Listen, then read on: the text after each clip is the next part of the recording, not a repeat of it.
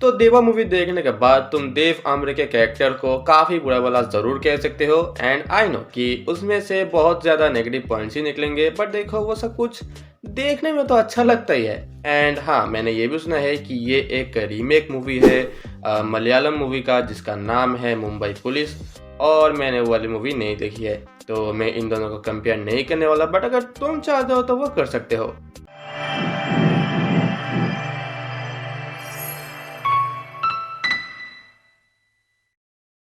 तो ये कहानी है देव आमरे की, जो कि एक पुलिस ऑफिसर है with very much anger issues, और वो इसी तरीके से अपना काम करता है। पर उसे सबसे बड़ा धक्का तो तब लगता है जब एक बड़े गैंगस्टर का एनकाउंटर करने के बाद उसके वन ऑफ द करीबी दोस्त को मार दिया जाता है।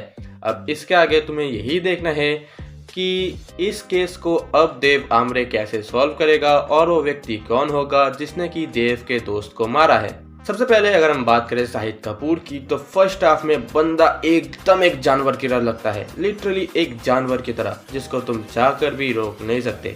वो सही काम तो कर रहा है, पर उस काम को करने का जो तरीका है वो गलत है।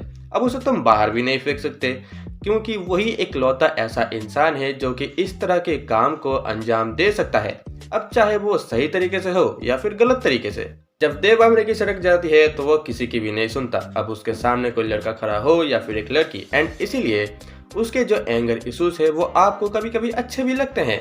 एग्जाम्पल के तौर पर तुम वो वाला सीन ले सकते हो जहां पर देव गुंडों के एरिया में घुसकर उसे अरेस्ट करता है और उससे कुछ इन्फॉर्मेशन लेने की कोशिश करता है, पर जब बाद में उस गुंडे की बीवी देव को रोकने की कोशिश करती है तो वो उसके बीवी के मुंह में ही गन घुसेड़ देता है।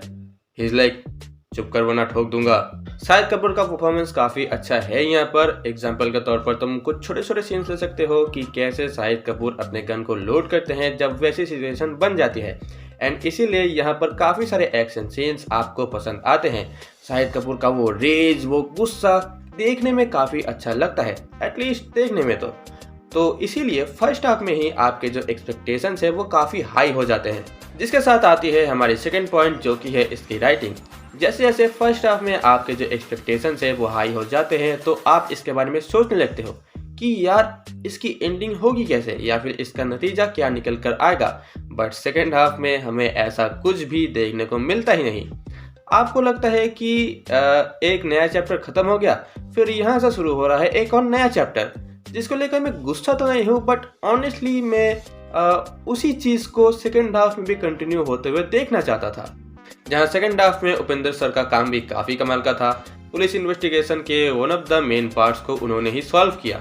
ये कहानी हमेशा सही शाहिद कपूर के घेरे में रहती है, लाइक ही डजंट केयर कि उसके सामने कौन है, उसका सिस्टम में क्या हाई पोजीशन है, उसकी इज्जत है या फिर नहीं, भाई उसको फर्क नहीं पड़ता। एंड यहीं पर आता है मेरा one of the favourite scene कि जब शाहिद कपूर अपने दोस्त के केस को इन्वेस्टिगेट करते हैं तो उसके सस्पेक्ट लिस्ट में आता है एक हायर पोजीशन वाला आदमी, बट वो उसको ऐसे नॉर्मली नहीं बुलाता, वो उसको सबके सामने बेइज्जती करके बुलाता है पूछताछ के लिए। आखिर में ये मूवी तुम्हें चौंकाएगी ज़रूर अगर तुमने ओरिजिनल वाली मूवी नहीं देखी है तो। मैं तो खुद इसी डाउट में था कि साला ये कैरेक्टर होगा, ये नहीं तो फिर ये होगा, बट ऐसा वैसा कुछ भी नहीं हुआ।